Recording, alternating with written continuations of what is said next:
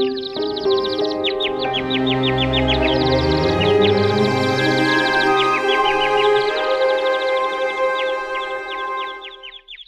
मुर्गी जंगल में बहुत दूर तक चली गई। पता नहीं कैसे और आखिर क्यों, पर वो बस चलते चलते बहुत दूर आ गई। जैसे कोई अज्ञात शक्ति उसे अपने पास बुला रही थी और वो बस चले जा रही थी। अचानक चलते चलते वो रुक गई, क्योंकि उसे कुछ नजर आया था। क्या था वो? सुनहरे रंग के गेहूं के दाने जो शान से चमक रहे थे। उनका चमकीला रंग उस मुर्गी को अपनी ओर आकर्षित कर रहा था, और वो मुर्गी भी उसे देख उस ओर दौड़ पड़ी। सुनहरे रंग के गेहूं के दाने वो ध्यान से देख रही थी।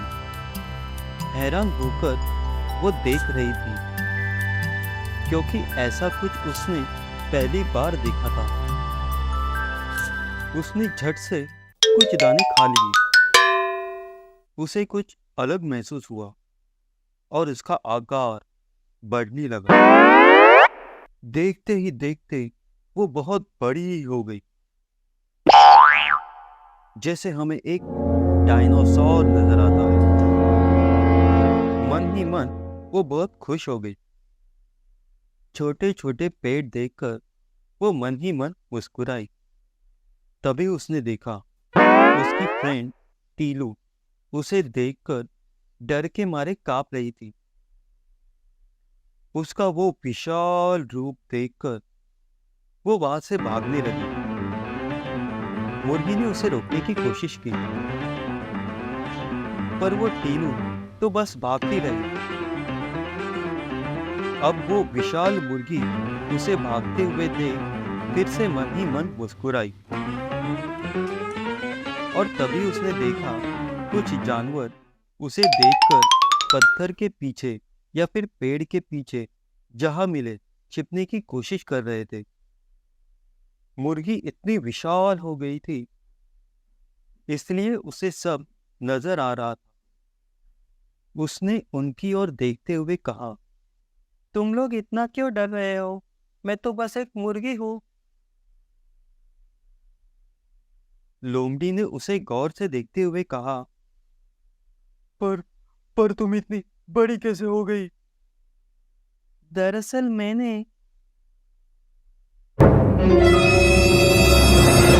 तुमने मेरे बहुत सारे दोस्तों को खा लिया है। नहीं नहीं, मैं अब दोबारा कभी मुर्गी नहीं खाऊंगा। मुझे माफ कर दो। अभी दिखाती हूँ मैं तुम्हें। और मुर्गी ने उसे फुटबॉल की तरह लात मारी, जिसकी वजह से वो बहुत दूर जाकर गिरा और बेहोश हो गया। ये सब देखकर बाकी के जानवर अब तक बहुत दूर भाग चुके थे। जल्दी भागो, लोमड़ी आ रही है। टीलू की आवाज वो दूर से भागते हुए मुर्गी के पास आ रही थी। जल्दी भागो, जल्दी भागो, जल्दी भागो, जल्दी भागो। सुनाई नहीं देता क्या? मुर्गी ने देखा उसके सामने टीलू। क्या टीलू भी उसके जितनी बड़ी हो गई थी? ओफो, हमेशा की तरह आज भी तुम खुली आंखों से सपना देख रही थी। चलो भागो जल्दी यहाँ से। अब दोनों वहां से भाग रही थी। ओ, था तो सपना, पर क्या मजेदार था।